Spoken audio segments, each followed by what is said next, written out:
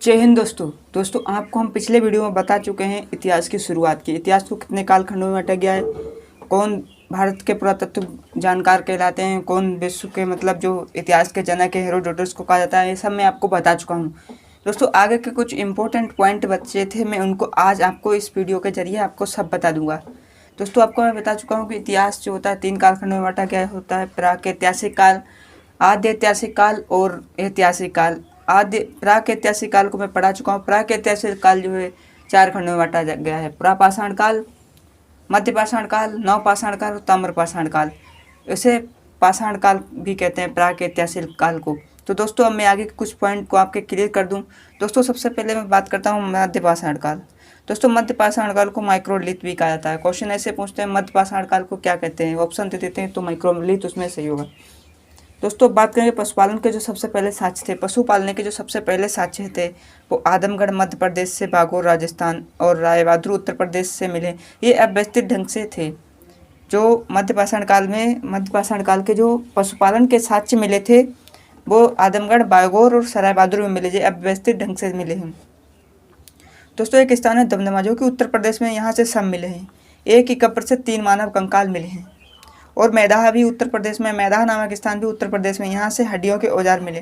दोस्तों आपको एक बात बता दूं कि जो मानव जाति का पालना कहा जाता है, मानव जाति का पालना, वो अफ्रीका महाद्वीप को कहा जाता है। अफ्रीका महाद्वीप को कहा जाता है क्योंकि मानव की जो सबसे पहले उत्पत्ति है वो अफ्रीका में मानी जाती है। और दोस्तों जो सभ्यता का पालना है, सभ्यता का पालना कहा जाता है। दोस्तों सभ्यता का पालना एशिया महाद्वीप को कहा जाता है क्योंकि जो मानव जो था सबसे पहले सभ्य तरीके से रहना जो था एशिया महाद्वीप में शुरू किया। सबसे पहले जो व्यवस्थित ढंग से जीवन जीना शुरू किया वो एशिया महाद्वीप में ही जीना शुरू किया। और अफ्रीका में तो मानव जो था वो आदि मानव कहलाता था, जो कि खाना बदोशी हुआ करता था, जो मैं आपको पिछले वीडियो में बता चुका हूँ। दोस्तों मैदाह हमें हड्डियों के औजार मिले। अब बात करें अगले पॉइंट की। दोस्तों मानव के जो अस्थिपंजर का सबसे पहला साक्ष्य, अस्थिपंजर का सबसे पहला साक्ष्य वो प्रतापगढ़ उत्तर प्रदेश के सराय नहर तथा मैदाह नामक स्थान से प्राप्त हुआ। दोस्तों मैं आपको बता चुका हूँ मैदाह में हड्डियों के औजार, प्रतापगढ़ उत्तर प्रदेश के सराय नहर तथा मैदाह नामक स्थान से अस्थिपंजर सबसे पहले साक्ष्य प्राप्त हुए। उत्खनित प्रमाणों के अनुसार पशुपालन सबसे पहले किस काल में शुरू हुआ? तो दोस्तों ये मध्यपाषाण काल में सही होगा आपका। अब दोस्तों चलते हैं नवपाषाण काल। नवपाषाण काल को दोस्तों मेगालिथ कहते हैं और माइक्रोलिथ किसे कहते हैं? मध्यपाषाण काल को। मेगालिथ कहते हैं नवपाषाण काल को। यहाँ पर सबसे पहले मानव ने व्यवस्थित ढंग से रहना और कृषि की शुरुआत करी। दोस्तों ये सबसे पहला जो जानवर पाला गया था वो कुत्ता था। कौन सा? कुत्ता पाला गया था। सबसे पहला मानव द्वारा पाला गया जानवर कुत्ता था।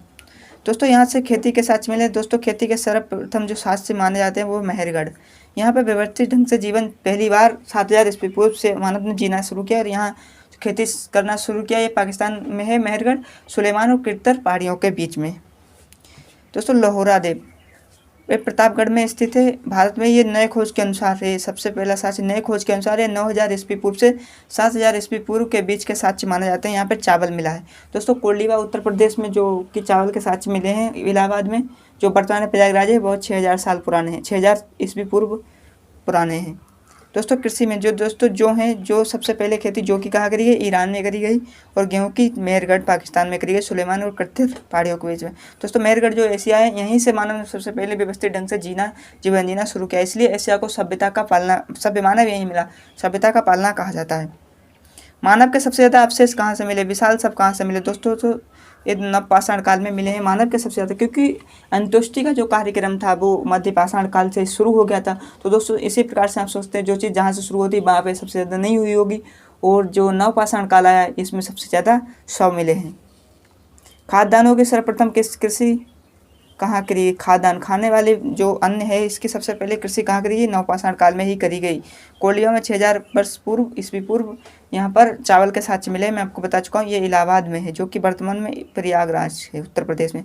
कर्नाटक के मैसूर के पास है संगनकल्लू नामक स्थान से नवपाषाण कालीन पुरास्थल के राख के टीले प्राप्त हुए। दोस्तों राख के टीले कहाँ से प्राप्त हुए? कर्नाटक मैसूर के पास संगनकल्लू नामक स्थान से नवपाषाण कालीन। नवपाषाण काल के अनुसार भारत में पशुपालन के साक्ष्य आदमगढ़ जो है मध्य प्रदेश में है और बागोर राजस्थान में है।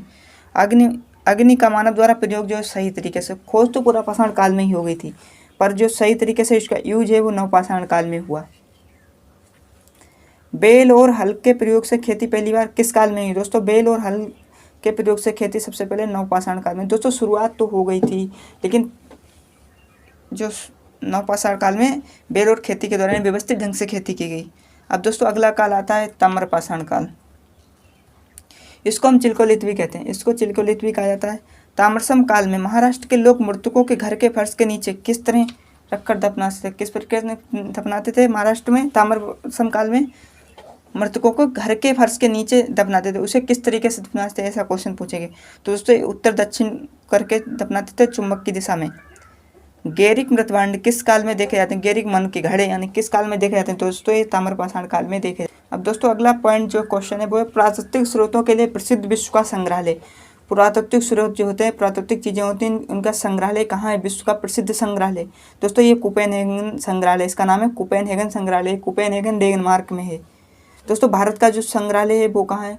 दोस्तों भारत का संग्रहालय का नाम है मानव संग्रहालय या इंदिरा गांधी मानव संग्रहालय। ये भोपाल के मध्य प्रदेश भोपाल में। ये जो भारत का जो मानव संग्रहालय ये संस्कृति मंत्रालय के अधीन आता है। इससे क्वेश्चन पूछते हैं कि जो मानव संग्रहालय इंदिरा गांधी मानव संग्रहालय वो किस मंत्रालय के अधीन आता है? तो आपको क्वेश्चन आंसर लगाना है संस्कृति मंत्रालय के अधीन।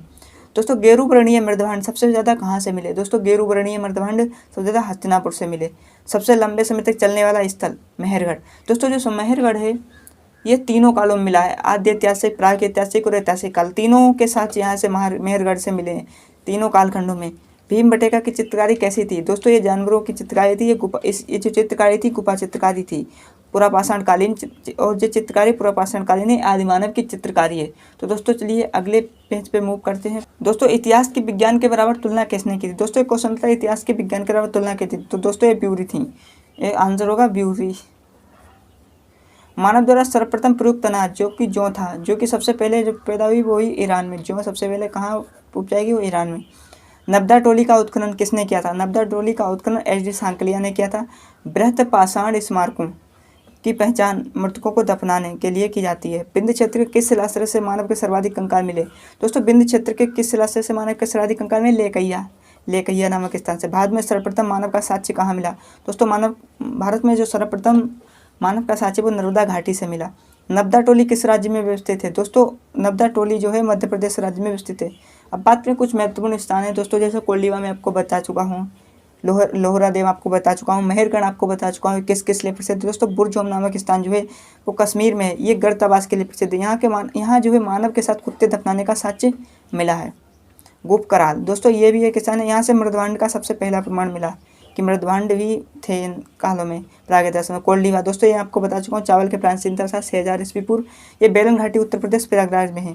चिरान दोस्तों चिरान बिहार का सारण जिले में है। चिरान स्थान जो है बिहार के सारण जिले में, यहाँ से प्रचुर मात्रा में हड्डी के उपकरण मिले हैं। दोस्तों अब आपके मन में एक सवाल उठ रहा होगा, ये पुरानी चीज़ें हैं इनका काल कैसे निर्धारण करते हैं? दोस्तों इसका काल निर्धारण के लिए एक चीज़ की जरूरत पड़ती है, वो है रेडियोकार्बन 14 C⁴ 14। इसके यूज के जरिए हम किसी भी पुरानी चीज़ का जो है काल निर्धारण कर सकते हैं, पता लगा सकते हैं कितनी पुरानी चीज़। तो दोस्तों आज के इस वीडियो में मैंने आपको सारी इतिहास के जो प्रागैतिहासिक काल के जो भी महत्वपूर्ण बिंदु थे, पॉइंट थे, वो मैंने आपको बता दिए हैं। दोस्तों यदि आपके मन में अभी कोई कन्फ्यूजन या सवाल हो तो आप हम पे कमेंट बॉक्स में पूछ सकते हैं। और वीडियो अच्छा लगा तो वीडियो को लाइक शेयर जरूर करें, जिससे कि आपके दोस्तों को भी ये जानकारी मिल सके और आपके दोस्त भी पढ़ सकें।